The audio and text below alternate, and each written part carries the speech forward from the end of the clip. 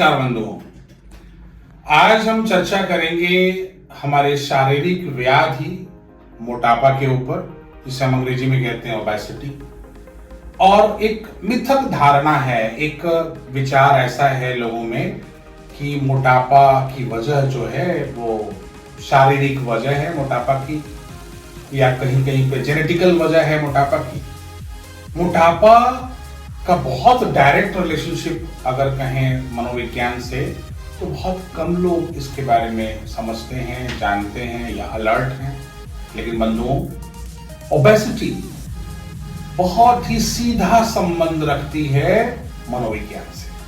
हमारी सीरीज चल रही है साइकोलॉजी इन एक्शन, और इसी में आज हमने एक ऐसे प्रॉब्लम को पकड़ा है जिसमें लगभग आबादी, शहरी आबादी की हम बात कर रहे हैं, urban population and semi urban population, अगर हम बात करें तो 80% से ज्यादा लोग इन जगहों पे रहने वाले वो मोटापा के शिकार हैं। आप देखेंगे लोगों की ये जो गर्दन का हिस्सा है लोगों का, वो गर्दन ऑलमोस्ट गायब सी हो गई है। मतलब ये सिर लगता है कि यहां रखा हुआ है, बिल्कुल। शर्ट के बटन फट रहे हैं, इधर से बल्क निकल रहा है, उधर से बल्क निकल रहा है। मतलब अपना ही शरीर बोझ सा प्रतीत हो रहा है, चलने में असुविधा हो रही है। थोड़ी सी एज होने के बाद, 40 वर्ष की आयु को पार करने के बाद, महिला पुरुष दोनों में समान रूप से आप देख सकते हैं वो ठीक से चल नहीं पा रहे हैं, अपना भार नहीं ले पा रहे हैं, सीढ़ियों पर चढ़ना लगभग नामुमकिन है, पैदल चलना उनके लिए चैलेंज हो गया है। ये बहुत ही कह सकते हैं एक रैम्पेंट रेलेवेंट प्रॉब्लम है शहरी अंचलों में। अब आप कहेंगे कि भाई इसका सीधा संबंध मनोविज्ञान से कैसे है, कैसे मनोविज्ञान योगदान दे रहा है, कैसे मनोविज्ञान की वजह से मोटापा हो जा रहा है। तो बंधुओं, अगर आप ये कहते हैं कि ओवर ईटिंग क्या है, पहले तो इसके लिए आपको अपने मन यानी कि माइंड की बात मैं कर रहा हूं।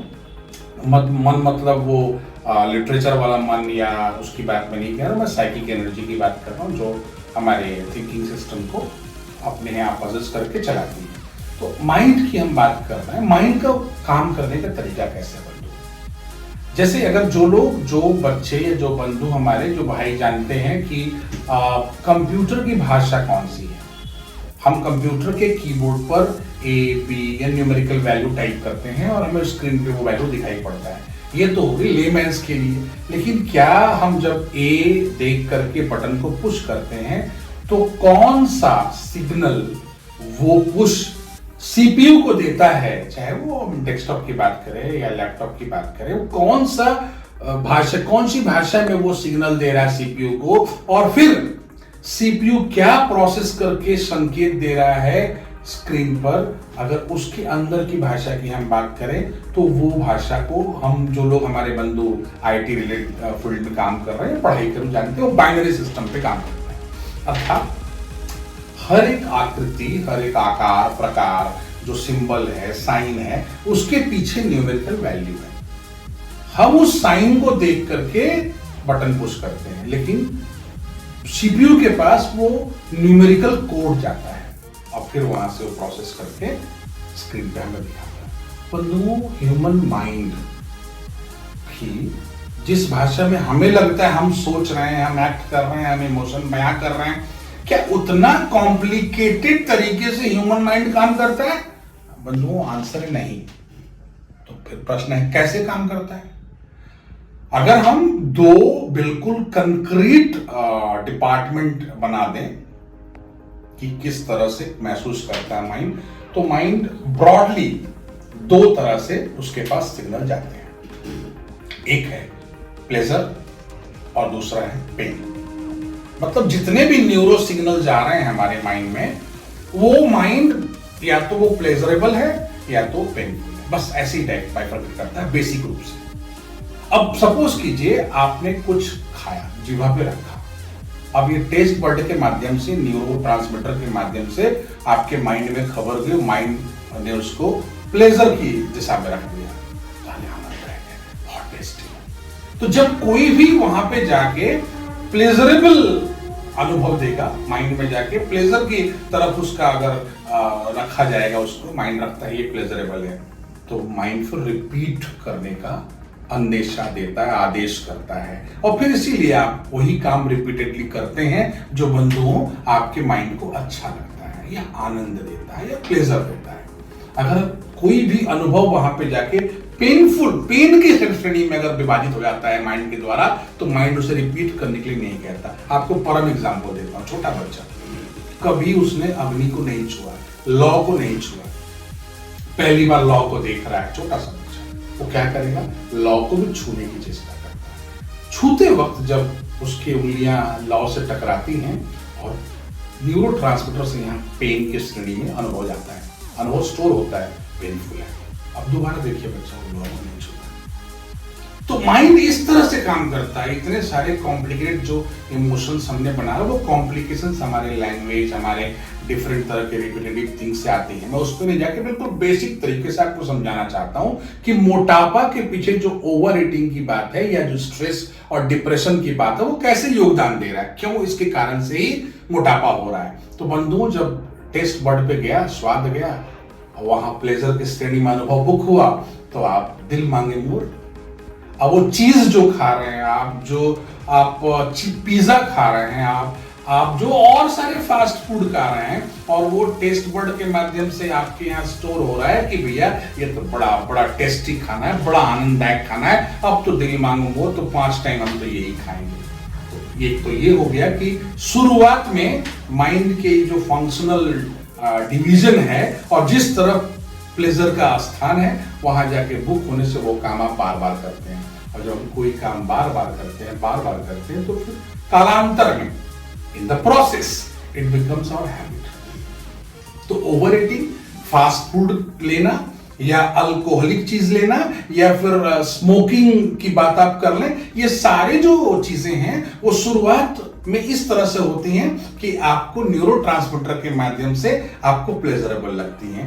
प्लेजरेबल लगने के बाद आप उसको रिपीटेडली काम करते हैं और फिर वो हैबिट में चेंज हो जाती है। एक बार जब वो हैबिट में चेंज हो गई, तो हैबिट तोड़ने के लिए आपको बहुत सारे मशक्कत और मेंटल एक्सरसाइज करने की जरूरत पड़ती है, जो हम नहीं करते। जो हमारे आसपास का माहौल हमें ना तो इंस्पायर करता है, ना तो सपोर्ट सिस्टम हमें पुश करता है, तो हम अब हैबिट में पड़ के लगभग सारी जिंदगी उस हैबिट में रहते हैं। अब ओवर ईटिंग आप कर रहे हैं, किए जा रहे हैं। हर प्रकार के फूड में अलग अलग तरह के जो न्यूट्रिएंट्स होते हैं, एनर्जी लेवल होते हैं, कैलोरीज अलग अलग होती हैं। किसी में फैट जाता है, किसी में सैचुरेटेड फैट जाता है। अब हमें इतना ज्यादा हम डिटेल्स में जाते ही नहीं कि हम जो फास्ट फूड खा रहे हैं उसका कंपोजिशन, उसमें क्या चीजें हैं और हमारे शरीर में जाके वो किस चीज को बढ़ावा दे रही हैं। अब कोई ऐसी चीज खा रहे हो जो फैटी है, अब आप फैटी एक्सेस फैट खाओगे तो वो फैट तो जमा होगा शरीर में आपके, ओबेसिटी तो आनी है, कोई रोक नहीं सकता इसको। आप किसको फैट खाना चाहिए अधिक? जो शारीरिक परिश्रम बहुत करता है। अब आज का शहरी जीवन देख लीजिए, परिश्रम शारीरिक छोड़ दीजिए, एक्सरसाइज तक हम नहीं करते हैं। हमारे रूटीन में एक्सरसाइज, मेडिटेशन, ये एक शौक की तरह थोड़ा दिन करके फिर हम गिव अप कर देते हैं। कुछ लोग कभी नहीं करते हैं। तो एक तरफ तो आपका जो रूटीन है काम का वो इस प्रकार का है नहीं कि आप अत्यधिक फैट आपको जरूरत है, दूसरी तरफ आप एक्सेस फैट लिए जा रहे हैं। तो रिजल्ट क्या होगा बंधु? रिजल्ट होगा कि आपको मोटापा आना ही आना है। तो मोटापा के पीछे भी देखिए साइकोलॉजिकल चीज है, बेस में साइकोलॉजी है। अगर टेस्ट बर्ड से प्लेजरेबल चीज गई और उसी वक्त शुरू में ही जो आप खा रहे हो उसके सारे इंफॉर्मेशन आप खुद ही पढ़ो या आपको बताया जाए कि देखो ये चीज इसमें है और ये चीज तुम्हारे लायक, तुम्हारे रूटीन से बिल्कुल अलग है, तुमको ये खाने से तुम्हारे शरीर में नुकसान होगा, इसको रोका सकता है, वहीं पे इसको बंद किया सकता है।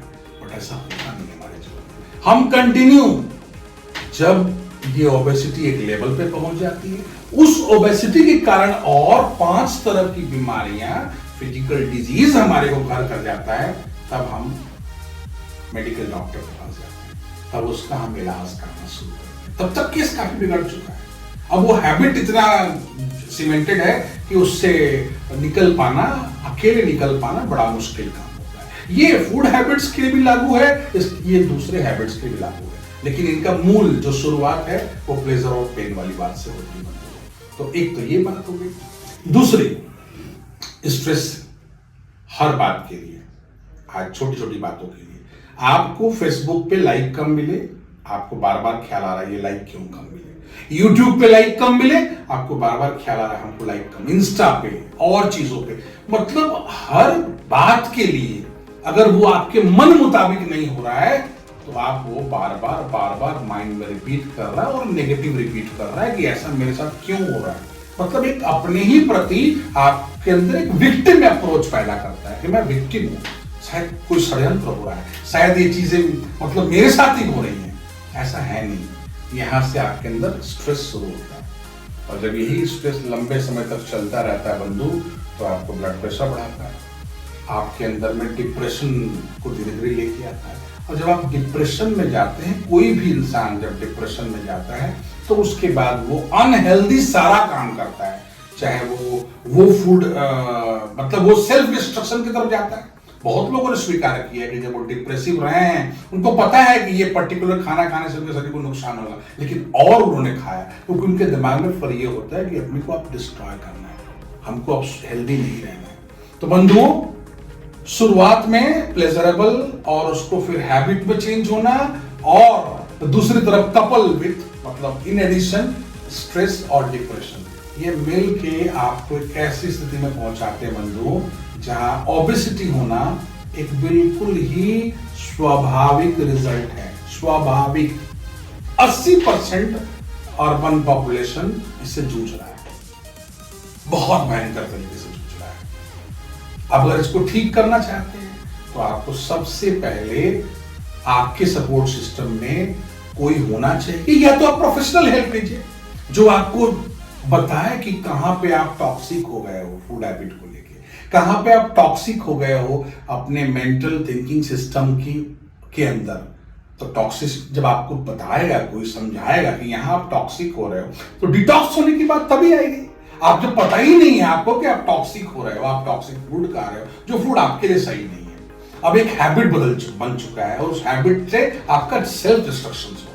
ऐसे न्यूमरस केस है, लाइव केस स्टडी है जो मैं आपको आने वाले एपिसोड में बताऊंगा। उनकी कहानी नाम तो मैं बता नहीं सकता क्योंकि किसी भी क्लाइंट का, किसी भी पेशेंट का हम नाम नहीं बता सकते, लेकिन मैं आपको घटना बता सकता हूं कि कैसे आज के माहौल में big cities, urban centres, semi urban centres मोटापा नामक बीमारी से जूझते हुए लोग आपको 80% मिलेंगे। और आने वाले दिनों में बंधुओं ये 100% की तरफ जा रहा है। 100% यानी कि 100% लोग इस श्रेणी में आएंगे।